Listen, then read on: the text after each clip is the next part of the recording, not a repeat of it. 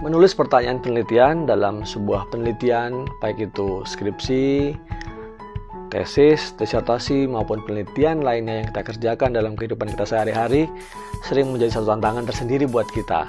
Dalam kesempatan kali ini, saya akan berbagi tentang tips cara untuk menyusun pertanyaan penelitian yang mudah. Di bagian akhir dari video ini, saya juga akan menyajikan satu super tips Seperti biasa, saya sajikan super tips yang penting yang mungkin bisa menjadi perhatian kita, bagaimana kita membuat satu pertanyaan penelitian yang menarik. Baik, simak terus sampai akhir video ini.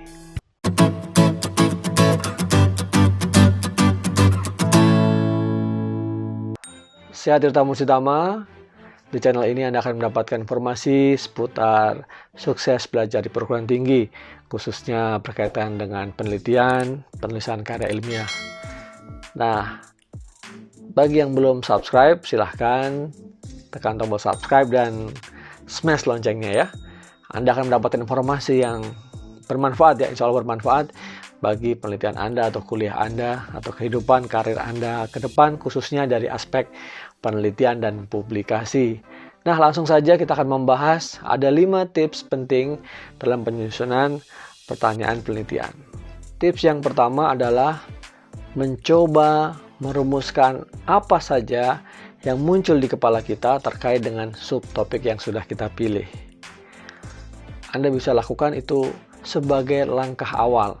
Karena tanpa langkah awal, maka kita tidak bisa melangkah ke tahapan-tahapan berikutnya, walaupun terlihat tidak sempurna. Nah, satu pertanyaan awal ini seputar topik Anda atau seputar subtopik Anda yang lebih spesifik lagi, Anda bisa mulai dengan berbagai macam kata tanya Dari situ nanti akan menggait Anda mulai kepada sesuatu yang bisa memberikan arah, memilih lagi pertanyaan yang lebih tajam, memberikan ide-ide. Oh iya, ternyata ini kurang pas atau kurang sesuai. Oh, mungkin yang itu nanti akan lebih bagus gitu. Intinya pada tahapan pertama, tips yang pertama ini adalah mulailah apa saja yang muncul di kepala kita. Dan jangan takut salah, karena nanti berikutnya Anda bisa merevisinya. Kalau misalnya kurang tepat, atau pembimbing mengatakan bahwa ini pertanyaan penelitiannya kurang baik, atau kurang pas, kurang sesuai, nggak apa-apa. Yang penting Anda membawa sesuatu kepada pembimbing atau kepada dosen Anda, bahwa ini Pak yang sudah saya tawarkan atau yang bisa saya pikirkan. Nah, ini penting, karena kalau kita datang ke pembimbing tanpa ada draft, atau tanpa apa yang ada kira-kira dipikirkan di kepala kita, pasti pembimbing akan bete mungkin atau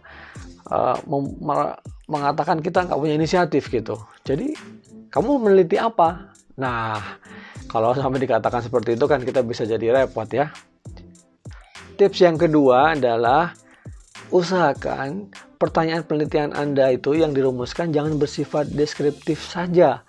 Jangan yang hanya menggambarkan sesuatu atau menceritakan proses menjelaskan terminologi apalagi karena itu merupakan satu hal yang mungkin kurang menarik karena kalau kita fokus pada suatu penelitian yang berbasis pada penyelesaian permasalahan atau ada problem based research atau kemudian suatu penelitian yang memang berdasar kepada pertanyaan-pertanyaan yang menggugah pertanyaan-pertanyaan yang menggelitik yang kritis gitu. Penjelasan seputar deskripsi, penjelasan tentang terminologi, tentang definisi itu jadi kurang menarik atau kurang penting. Bisa jadi untuk menjawab pertanyaan-pertanyaan yang sifatnya menggelitik tadi, menggugah tadi menggugah rasa ingin tahu kita, atau untuk mendapatkan jawaban dari permasalahan di lapangan, itu pasti kita akan melewati pertanyaan-pertanyaan tentang deskripsi, penjelasan sesuatu atau terminologi dari beberapa hal konsep-konsep atau fakta-fakta yang ada terkait dengan subtopik yang kita teliti. Jadi memang bukannya jelek atau kurang baik begitu tetapi memang kurang tepat apabila memang fokus kita, tujuan kita adalah memberikan penelitian atau menyusun penelitian yang memang bertujuan untuk memecahkan suatu masalah. Apalagi mungkin yang berkaitan dengan menjawab pertanyaan why gitu ya, atau kenapa gitu ya, atau bagaimana gitu. Nah, mungkin pertanyaan yang mungkin bersifat deskriptif ini terjawab ketika kita juga mendiskusikan hal-hal yang levelnya lebih tinggi, yaitu tentang mengapa atau bagaimana. Jadi sebisa mungkin kita hindari ya. Tips yang ketiga adalah usahakan membuat pertanyaan yang menarik atau semenarik mungkin. Wah, ini gimana? Tadi dikatakan untuk mencoba dulu seputar subtopik yang ada. Tidak boleh deskriptif sifatnya, tapi ini diusahakan untuk menarik. Ya, setelah tahapan awal tips pertama tadi terlalui, Anda tentu akan melihat beberapa kasus yang sama misalnya, tapi berjalan seiring waktu ya, atau dalam periode waktu yang panjang. Apakah itu 3 tahun, 5 tahun, 10 tahun, bahkan mungkin puluhan tahun ya kan. Tapi mungkin untuk skripsi mungkin 3 tahun ya sampai 5 tahun sudah cukup lah ya untuk menjadikan satu ajang latihan Anda untuk meneliti begitu. Nah, dari kasus-kasus yang sama tersebut kita bisa mencari apa perbedaannya. Variasi-variasi apa yang terjadi, yang mungkin timbul selama periode waktu tertentu, selama tahun-tahun berlalu. Tidak mungkin dalam ilmu sosial, ya politik, hubungan internasional, sosiologi, hukum, dan lain-lain yang terkait, itu satu fenomena atau satu akibat dari persoalan sosial itu memiliki sebab yang tunggal. Nah, jarang sekali. Nah, menemukan variasi-variasi itu antara kasus yang sama dengan tahun yang berbeda itu bisa menjadi satu hal yang menarik. Bisa membuat penelitian kita semakin bermakna.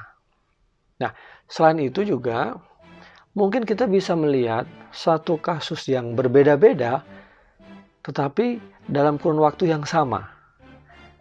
Nah, mencari faktor-faktor penyebab, hubungan sebab akibat dari kasus-kasus yang berbeda dalam kurun waktu yang sama bisa juga menjadi alternatif sehingga kita bisa menyusun pertanyaan penelitian yang semakin menarik dan ujungnya nanti temuan-temuan kita, analisis kita menjadi semakin bermakna, semakin menarik, semakin penting. Ada nilai kebaruan dan kita juga mendapatkan kepuasan dalam melakukan penelitian setelah kita berjibaku ya, meluangkan waktu, mengorbankan pikiran, tenaga, dan resources yang lain. Tips yang keempat adalah coba cari susun pertanyaan yang mengaitkan antara sebab dan akibat, atau dengan kata lain mencari hubungan dari berbagai variabel lah, 2 variabel atau 3 variabel yang memang akan menjadi fokus penelitian. Nah, ini juga menarik karena dalam khasanah ilmu sosial mencari sebab dari satu akibat itu tidak tunggal, sebabnya tidak satu. Fenomena yang terjadi tidak mungkin disebabkan oleh hanya satu sebab saja. Bisa jadi atau seringkali merupakan hasil interaksi dari berbagai macam sebab. Bisa 2, bisa 3. Makanya dalam kajian ilmu sosial seringkali mengangkat banyak aspek. Ya, aspek ekonomi, aspek politik, aspek hukum, aspek sosial ya, sehingga terlihat luas gitu. Walaupun demikian, misalnya kita memilih satu aspek sekalipun, aspek ekonomi misalnya. Dalam aspek ekonomi pun itu juga sebab-sebabnya bisa bermacam-macam atau elemen-elemennya bisa bermacam-macam. Apa misalnya ambil contoh tentang kemiskinan ya yang terjadi. Mungkin tidak hanya karena disebabkan oleh PHK saja ya, mungkin juga karena pertumbuhan ekonomi yang kurang baik, yang negatif, atau mungkin juga karena pandemi, atau mungkin juga karena banyak perusahaan yang tutup, atau mungkin ada aspek-aspek yang lain ya. Nah, ini menunjukkan bahwa kita harus berhati-hati mencari hubungan antara 2-3 variabel. Jadi walaupun tips keempat tadi adalah mencoba mencari hubungan antara variabel tertentu ya, 2 variabel atau 3 variabel tertentu, tapi kemudian pertanyaan yang lebih dalam lagi, bagaimana kita menganalisis hubungan antar variabel itu. Belum tentu yang kelihatan hubungannya jelas antara variabel A dan B, atau 2 dan 3, atau 1 dan 2. Tetapi bisa saja bukan variabel A yang semata-mata mempengaruhi variabel B, tapi bisa saja terjadi sebaliknya. B juga mempengaruhi A. Nah, hubungan seperti ini yang harus hati-hati kita teliti dalam penelitian kita. Jadi sebelum menentukan pertanyaan penelitian, kita harus yakin variabel mana yang menentukan variabel mana, atau variabel apa menentukan variabel yang mana, apakah hubungannya sebab akibat, ataukah saling mengaruhi gitu ya. Nah, ini juga harus dicek.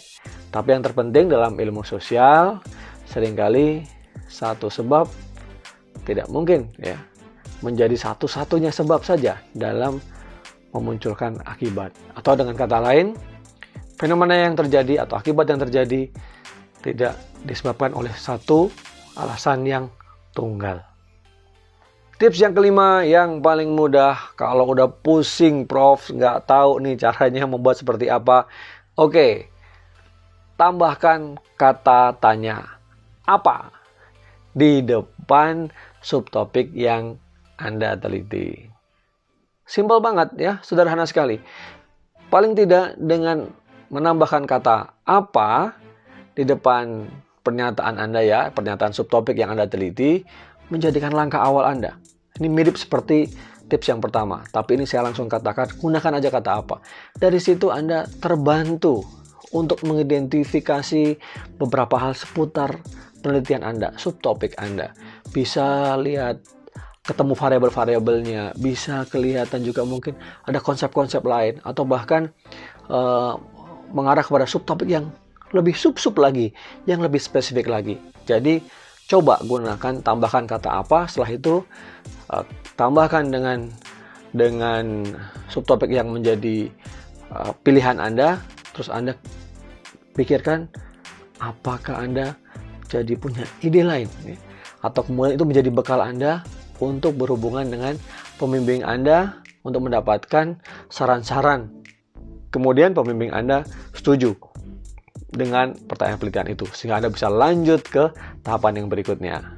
Nah, super tipsnya adalah dalam penelitian ilmu sosial ini yang harus dicari adalah faktor-faktor apa. Yang kedua adalah kondisi-kondisi seperti apa yang menggambarkan suatu fenomena sosial yang terjadi. Dengan berpegang pada dua hal tersebut, Anda bisa kreatif ya, mendapatkan pemikiran ide-ide selanjutnya. Pertanyaan penelitian Anda akan mengarah ke dua hal itu.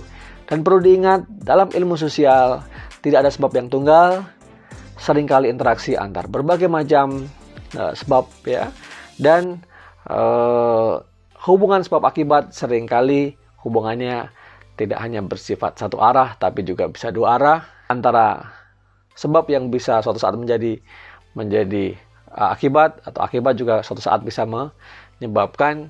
mempengaruhi sebab. Nah, tidak perlu pusing.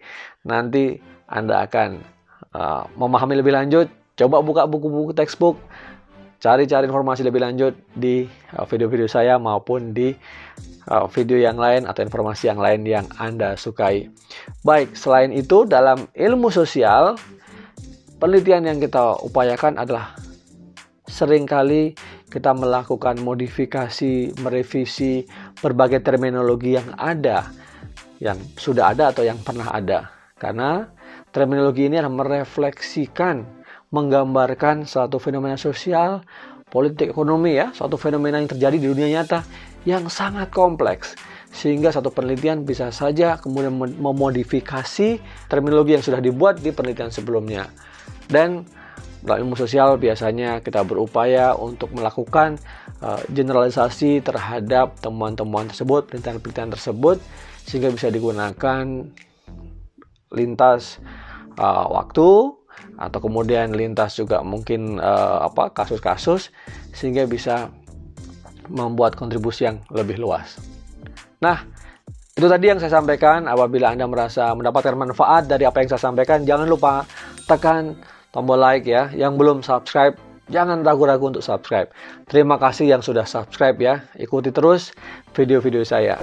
Dan jangan lupa akan ada live streaming terkait dengan skripsi di 2021. Ngobrolin skripsi, gimana skripsi Anda bisa kelar, bisa tuntas di 2021. Simak deskripsi di video ini. Sampai ketemu lagi. Sukses para pejuang skripsi. Tetap sehat, tetap semangat. Sampai ketemu di video-video saya selanjutnya.